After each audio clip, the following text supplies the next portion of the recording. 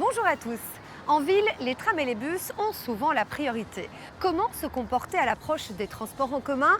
Comment cohabiter en toute sérénité? C'est ce que nous allons voir dans Contact.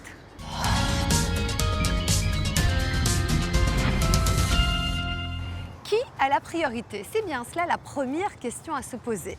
En ville, le bus a toujours priorité lorsqu'il veut sortir de son arrêt. Pensez donc à lui laisser la route pour qu'il puisse continuer son chemin. Pour les trams, une chose à retenir, vous n'avez jamais la priorité.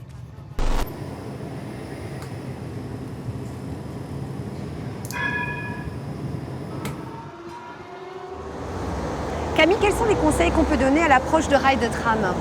Alors, tous les usagers, soyez extrêmement prudents, le tram a toujours priorité.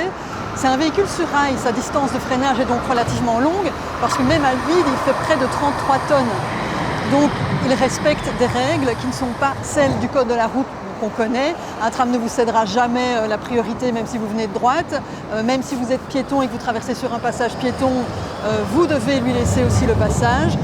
Donc, soyez prudents. Et les automobilistes, quand vous vous engagez dans un carrefour, veillez à pouvoir le dégager et ne pas rester coincé sur les rails de tram, ce qui pourrait être extrêmement dangereux.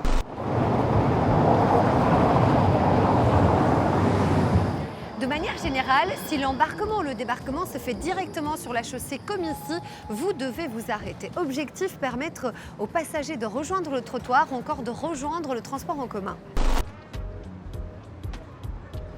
Focus à présent sur les zones de ramassage scolaire, des zones où il faut être extrêmement prudent. Si le bus scolaire est à l'arrêt, redoublez de prudence et anticipez. Autre cas de figure, des marquages au sol indiquant des bandes de circulation destinées aux bus et aux trams. Olivier, bonjour. Il faut bien faire la distinction entre une bande de bus et un site propre. Alors ici, on est sur un endroit où les bus passent. Mais ce n'est pourtant pas, au sens du code de la route, une bande bus. Pourquoi? Parce que c'est délimité par une ligne blanche continue. C'est donc un site spécial franchissable, qu'on appelle aussi couramment un site propre.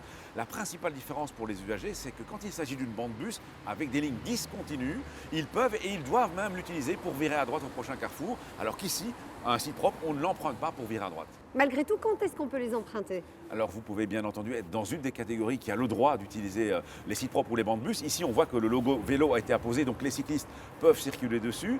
Vous pouvez aussi contourner un obstacle en chaussée. Imaginons un véhicule en panne, on ne va pas vous garder derrière le véhicule, vous pouvez le contourner par le site propre ou la bande bus. Et enfin, pour rejoindre, comme ici, des places de stationnement, c'est aussi autorisé. En résumé, redoublez de vigilance à l'approche d'un transport en commun, adaptez votre vitesse et soyez courtois. Contact, c'est terminé pour aujourd'hui. À la semaine prochaine. D'ici là, bonne route!